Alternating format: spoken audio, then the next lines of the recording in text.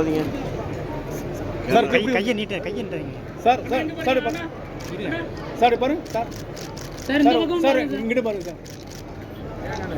Sir அப்படியே பாருங்க. Okay okay sir. Sir sir sir வச்சு பாருங்க சார்.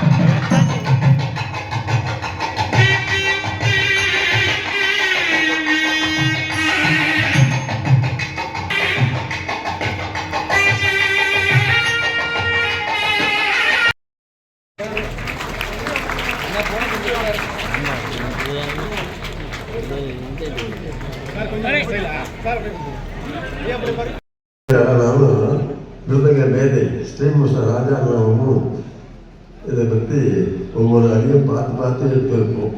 அதுக்கு மூத்த முடியாத சூழ்நிலை அப்போதான் சொல்லி ஐயா சொல்லுவோம். ஐயா இவ்வளோ அப்படி இவ்வளோ போவாங்க நிலையா கேட்போம். நம்மளால இதில் ஈடுபாடா நாங்கள் ரெண்டும் சேர்த்தா எல்லாம் பண்ணிட்டு இருக்கோம்.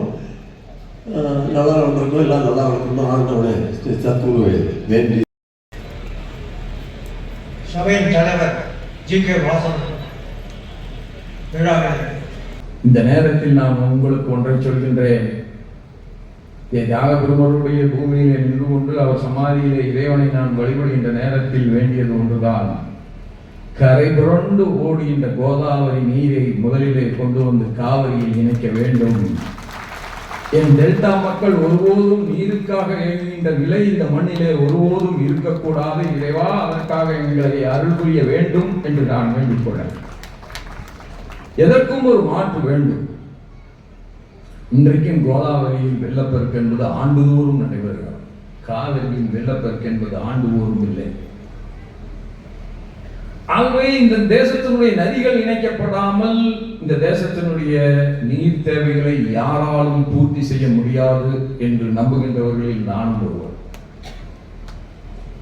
அத்தகைய ஒரு நல்ல வாய்ப்பு ஒரு நாள் இந்த மண்ணிலே உருவாகும். அது நரேந்திர மோடியால் நடைபெறும் என்றே நான் நம்புகிறேன். இது அரசியல் இல்லை. அதைவிட மேலாக மக்களுடைய நலனை முன்னிறுத்தி ஒரு நல்ல இடத்திலே சொன்னால் அது பணிக்கும். அதுதான் நல்லவர்கள் கூடியிருக்கின்ற இந்த சபையிலே நான் இதை சொல்வதற்கு காரணம், அது பலிக்க வேண்டும். அதன் மூலமாக இந்த டெல்டா மக்களுடைய மகத்தான செம்மையான பசுமையான இந்த விவசாயம் இன்னும் பல 100 ஆண்டுகளுக்கு தொடர வேண்டும் என்பதுதான் நம்முடைய ஒரே பிரார்த்தனையாக இருக்கிறது.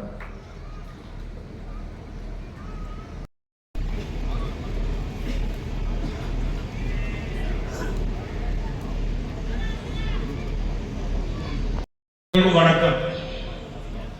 நாளைய தினம் மகாராஷ்டிரா மாநிலத்திற்கு ஒரு முக்கிய